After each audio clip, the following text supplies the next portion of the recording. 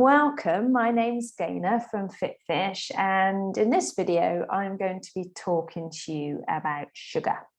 So, blame the sugar, dealing with the white stuff this season. And I don't mean snow. There's so much of it around, isn't there? Sugar's all around us. That could be a Christmas song. And it's hard. We've got to admit it can be a bit challenging at times. It's hard to avoid it. It's on the supermarket shelves. It's at school concerts, school bazaars, Christmas parties, church events, gatherings with friends and families. And even if we're not having those kind of things as much as we would do normally this year, we still want to have those kind of things in our own home. And it can be a challenge. There's a lot more sweet stuff around at this time of year than other times of year. And other times of year, you could maybe choose not to have it in your home or choose not to be surrounded by it as much, but actually that's really tricky. We did a preschool bingo on Friday night and won 3 prizes. Woohoo, 2 bottles of wine, cool. But a big box of biscuits. In fact, I can see it right now, probably with about 100 biscuits in and a massive box of milk tray as well. So, you know, they've suddenly appeared, they've suddenly taken residence in the house. And we have all these added challenges, don't we? And it just can make us eat more than we really want to. And that's the key, isn't it? There's no list of foods that are banned at Christmas time or a list of foods that you must avoid this season to stay healthy. That's not the case at all. It's perfectly possible to have a healthy attitude to food and still enjoy some of these foods. There's no banned food at all. You can have that healthy attitude and still enjoy some sugary snacks. There's many reasons for overeating, and there's many reasons for overeating sugar. It could be self-sabotage, it could be emotional eating, or it could be a Christmas habit that appears once a year. But if it's one of those things, then there's probably a pattern at other times of the year too. You probably find that you are struggling in those areas at other times of year. I would say that the majority of overeating at Christmas is caused by the sugar cycle. The cycle where you eat something sugary, and your blood sugar levels spike, you feel good, you're buzzing, you enjoy the taste, and lots of insulin is released to bring the blood sugar levels down. And then you get a bit of a crash, a bit of a low, and either consciously or not, you seek out something else to replace it, to make you feel like that again. And that's what happens, and that is the sugar cycle. And you'll notice this pattern happening. And lots of sugary foods are also ultra-processed foods. And ultra-processed foods meet that sweet spot. So it's the perfect combination of sweet, of salt, of savory, and of sugar. And things like Pringles, chocolates, crisps, pastries, they meet that. And once you start, you don't want to stop.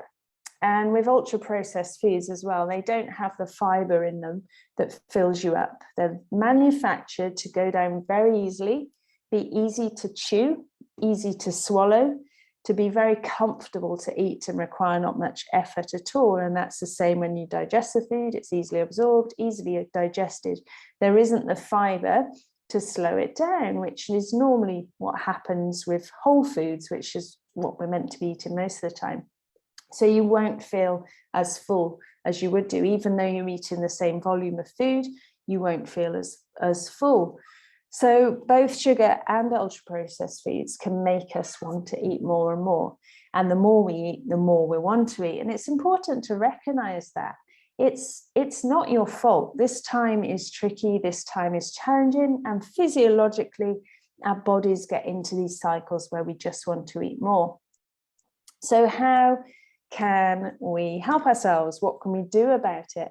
Well, first of all, it's really important to recognize what's going on, recognize the sugar cycle, recognize what ultra-processed foods do, and realize that it's not your fault. You're not weak-willed. You're not necessarily emotional eating or anything like that.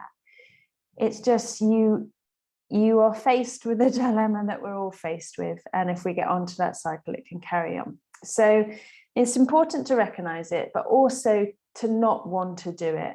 In the moment, you might want to do it, but think about bigger picture. Do you actually want to be stuck in these cycles? So that's the first thing that you can do, is recognize it and think, do I really want it?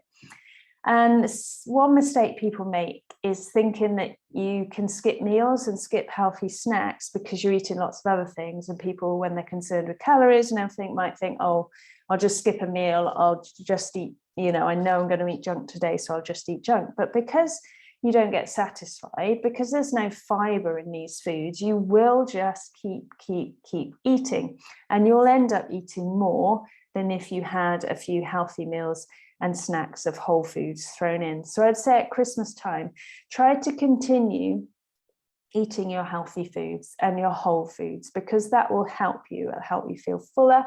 It means that you won't reach for quite as much sugar, and you'll be able to stop earlier as well. One of the things that we can do is distraction. So this time of year isn't about the food. We all know that. It's about people, it's about worship, it's about community, it's about fellowship, it's about kindness, goodness, joy, hope, peace. So many things that this season is about, not the food. So distract yourself, focus on other things, focus on conversation, focus on playing, focus on talking, focus on the music, the smells, the views, the weather. What can you focus on more this year? Focus on the Bible, focus on worship.